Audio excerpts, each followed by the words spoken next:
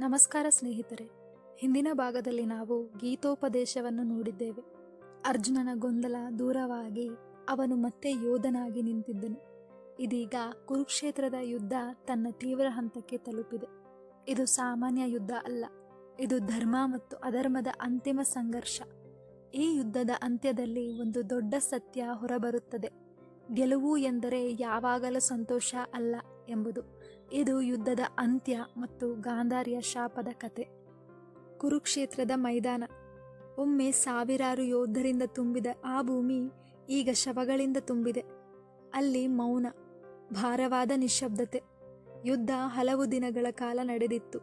ಪ್ರತಿದಿನ ಅನೇಕ ಯೋಧರು ಬಿದ್ದಿದ್ದರು. ಈ ಯುದ್ಧದಲ್ಲಿ ಒಬ್ಬೊಬ್ಬ ಮಹಾನ್ ಯೋಧರು ಕ್ರಮವಾಗಿ ಬಿದ್ದರು. ಭೀಷ್ಮ, ಧರ್ಮಕ್ಕಾಗಿ ಬದುಕಿದ ಮಹಾಯೋಧ.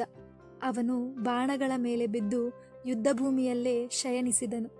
ದ್ರೋಣ, ಮಹಾನ್ ಗುರು, ಯುದ್ಧದ ಮಧ್ಯದಲ್ಲಿ ತನ್ನ ಮನಸ್ಸು ಕುಗ್ಗಿ ಕೊನೆಗೆ ಬಿದ್ದರು.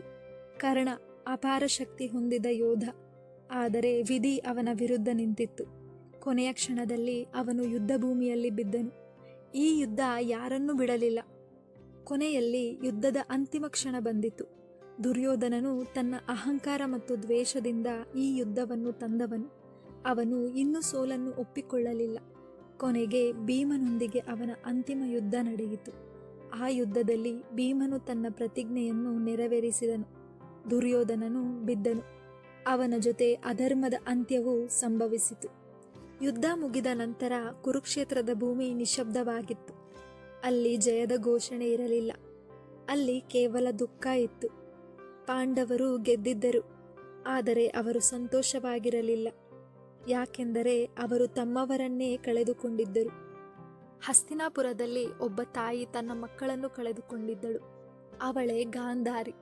ಅವಳು ತನ್ನ 100 ಮಕ್ಕಳನ್ನು ಕಳೆದುಕೊಂಡಿದ್ದಳು. ಅವಳ ಹೃದಯ ದುಃಖದಿಂದ ತುಂಬಿತ್ತು. ಅವಳು ಯುದ್ಧಭೂಮಿಗೆ ಬಂದಳು. ಅವಳು ತನ್ನ ಮಕ್ಕಳ ಶವಗಳನ್ನು ಕಂಡಳು. ಆ ದೃಶ್ಯ ಅವಳ ಮನಸ್ಸನ್ನು ಸಂಪೂರ್ಣವಾಗಿ ಒಡೆದಿತು. ಆ ದುಃಖದ ಮಧ್ಯದಲ್ಲಿ ಅವಳ ಮನಸ್ಸಿನಲ್ಲಿ ಕೋಪವೂ ಹುಟ್ಟಿತು. ಅವಳು ಯೋಚಿಸಿದಳು, ಈ ಯುದ್ಧವನ್ನು ತಡೆಯಬಹುದಿತ್ತು ಎಂದು. ಆದರೆ ಅದು ಆಗಲಿಲ್ಲ. ಆ ಸಮಯದಲ್ಲಿ ಅವಳು ಕೃಷ್ಣನ ಕಡೆ ತನ್ನ ದೃಷ್ಟಿಯನ್ನು ತಿರುಗಿಸಿದಳು. ಅವಳ ಹೃದಯದ ನೋವಿನಿಂದ ಒಂದು ಭಯಾನಕ ಶಾಪ ಹೊರಬಂತು. ನಿನ್ನ ವಂಶವು ಇದೇ ರೀತಿ ನಾಶವಾಗಲಿ ಎಂದು. ಅದು ಗಾಂಧಾರಿಯ ಶಾಪ. ಆ ಶಾಪ ಖಾಲಿ ಮಾತು ಅಲ್ಲ, ಅದು ಭವಿಷ್ಯದಲ್ಲಿ ಯಾದವ ವಂಶದ ಅಂತ್ಯಕ್ಕೆ ಕಾರಣವಾಗುತ್ತದೆ. ಇದು ತೋರಿಸುತ್ತದೆ ಯುದ್ಧದ ಪರಿಣಾಮಗಳು ಯುದ್ಧದ ನಂತರವೂ ಮುಂದುವರಿಯುತ್ತವೆ ಎಂದು. ಸ್ನೇಹಿತರೆ, ಕುರುಕ್ಷೇತ್ರ ಯುದ್ಧ ನಮಗೆ ಒಂದು ದೊಡ್ಡ ಪಾಠ ಹೇಳುತ್ತದೆ. ಗೆಲುವು ಎಂದರೆ ಯಾವಾಗಲೂ ಸಂತೋಷ ಅಲ್ಲ. ದ್ವೇಷ ಮತ್ತು ಅಹಂಕಾರ ಅಂತಿಮವಾಗಿ ನಾಶವನ್ನೇ ತರುತ್ತದೆ.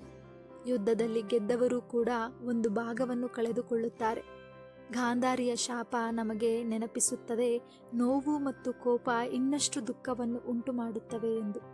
ಮುಂದಿನ ಭಾಗದಲ್ಲಿ ಈ ಶಾಪ ಹೇಗೆ ಸತ್ಯವಾಗುತ್ತದೆ ಮತ್ತು ಕೃಷ್ಣನ ಅಂತ್ಯ ಹೇಗೆ ಆಗುತ್ತದೆ ಅನ್ನೋದನ್ನು ನೋಡೋಣ. ಧನ್ಯವಾದಗಳು ಸ್ನೇಹಿತರೆ.